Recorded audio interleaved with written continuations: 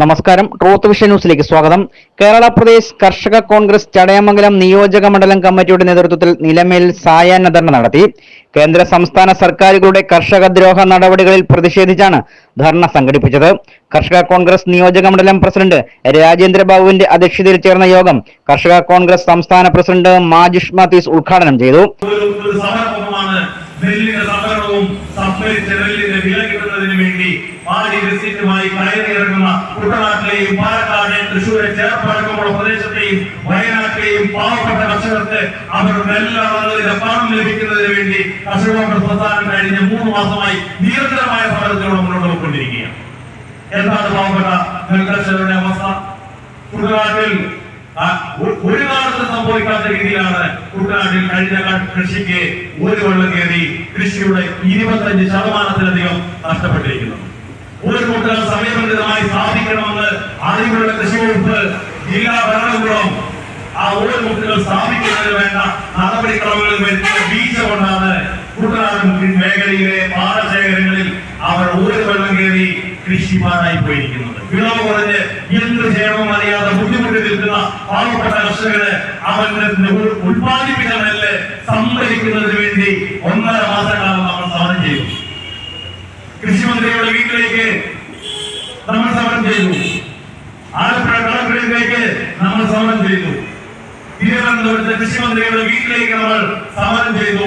Police ജനപീരക്കടക്കം ലാത്തിയടക്കം വീശി പാവപ്പെട്ട കർഷകൻ അവന്റെ നെറ്റിയിലെ വിയർപ്പ് അവന്റെ കൃഷിയിടത്തിൽ ചിന്തി അവൻ അധ്വാനിച്ച് അവൻ വിളയിച്ച അവന്റെ നെല്ല് ആ നെല്ലൊന്ന് സംഭരിക്കുന്നതിന് വേണ്ടി ഈ കൃഷി വകുപ്പിന്റെയും ജില്ലാ ഭരണകൂടത്തിന്റെയും കാല് പിടിച്ച് നടക്കേണ്ട ഗതികളിലേക്ക് ഈ കർഷകരെ തള്ളിവിടുന്ന ആ സർക്കാരിന്റെ പേരാണ് പിണറായി വിജയൻ നയിക്കുന്ന LDF ഗവൺമെന്റ്.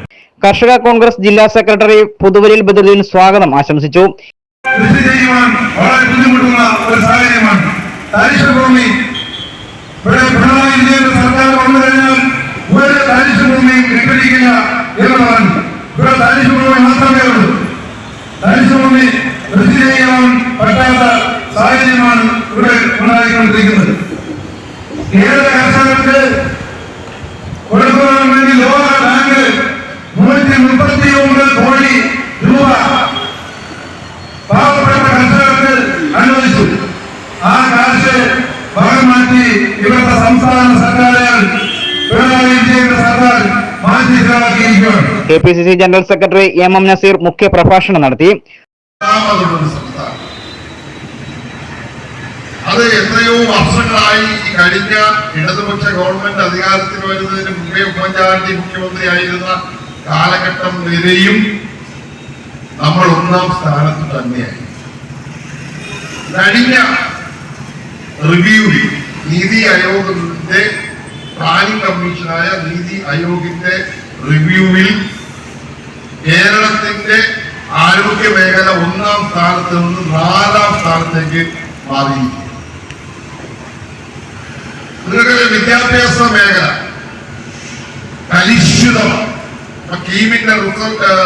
കീമിന്റെ റിസൾട്ട് പ്രസിദ്ധീകരിച്ചു. അത് വീണ്ടും മാറ്റി വന്നിട്ട് വീണ്ടും പ്രസിദ്ധീകരിച്ച് നമ്മുടെ കേരള ചരിത്രത്തിൽ ഒരിക്കലും ഉണ്ടായില്ല. ഈ 2 മേഖലയാണ് നമുക്ക് കേരളത്തിന് അഭിമാനിക്കാൻ കഴിയുന്നത്. ആരോഗ്യ മേഖലയെ സംബന്ധിച്ചിടത്തോളം നിങ്ങൾക്കറിയാം, തിരുവനന്തപുരം മെഡിക്കൽ കോളേജിലെ ന്യൂറോളജിയുടെ ഹെഡ് ഇടതുപക്ഷക്കാരനാണ്.